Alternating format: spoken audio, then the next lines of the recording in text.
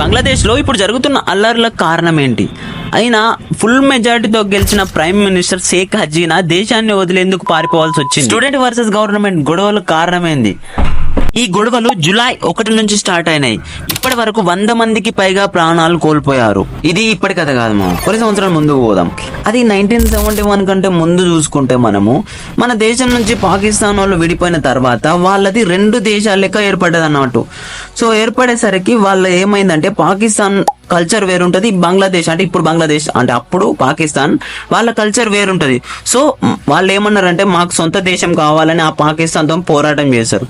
So ఆ పోరాటంలో అయితే ఎవరైతే పాల్గొని ఎవరైతే కష్టపడి వాళ్ళ ఫ్యామిలీని కోల్పోతారో వాళ్ళకు 30% రిజర్వేషన్ కల్పిస్తాను గవర్నమెంట్ అప్పుడు ఆర్డర్స్ పాస్ చేస్తుంది.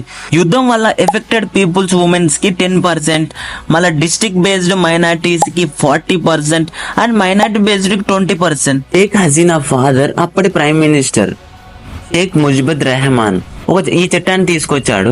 అయితే ఈ చట్టం ఒక జనరేషన్ మొత్తం కూర్చుని తిన్నది, ఏ మెరిట్ లేకున్నా కూడా. అయితే ఇప్పుడు ఏమైతుందంటే మెరిట్ ఆధారంగానే ఉద్యోగం ఇవ్వాలని దేశం యువత స్టూడెంట్స్ వాళ్ళందరూ నిరసన చెప్పారు. అయితే ఈ అక్టోబర్ 2 షేక్ హసీనా ప్రభుత్వం ఈ రిజర్వేషన్ రద్దు చేసి పడేసింది. ప్రభుత్వం తీసుకున్న నిర్ణయాన్ని వ్యతిరేకిస్తూ స్వతంత్ర సమరయోధుల కుటుంబాలు హైకోర్టుని ఆశ్రయించినాయి. అయితే వాళ్ళకి సపోర్ట్ గా హైకోర్టు ఆ కేసుని కొట్టేసి పడేసింది. సో బంగ్లాదేశ్ ప్రజలు మళ్ళా యువత అందరు మళ్ళా ఆందోళనకు వచ్చిర్రు అనమాట.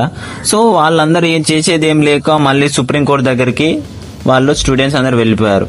అయితే సుప్రీంకోర్టు ఏం చేసిందంటే 93% మెరిట్ ఆధారంగా జాబ్స్ ఇద్దామని అండ్ 7% మాత్రమే అండ్ స్వతంత్ర సమరయోధుల కుటుంబాలకు ఇవ్వాలని సో అప్పుడు ఆర్డర్ పాస్ చేసింది సుప్రీంకోర్టు. అయితే మొత్తానికి స్టూడెంట్స్ మొత్తానికి రిజర్వేషన్ ని బ్యాన్ చేసి పడేయాలి, మొత్తానికి రిజర్వేషన్ ని రద్దు చేయాలని డిమాండ్ చేసింది. సో దేశం అంతా ఆందోళన పరిస్థితి జరగడం వల్ల ఇక హసీనా గారు చేసేది ఏం లేక ప్రైమ్ మినిస్టర్ పదవికి రిజైన్ చేసి పడేసి భారత్ కి వచ్చేసింది. మొత్తానికైతే స్టూడెంట్స్ అందరూ ఒక్కటయ్యి గవర్నమెంట్ ఒక ఊపు పడేస్తున్నారు. సో ఇవి బంగ్లాదేశ్ గురించి చెప్పాలంటే ఇంకా చాలా ఉంది, అది నెక్స్ట్ వీడియోలో మనం మాట్లాడుకుందాం. Signing off, this is your score.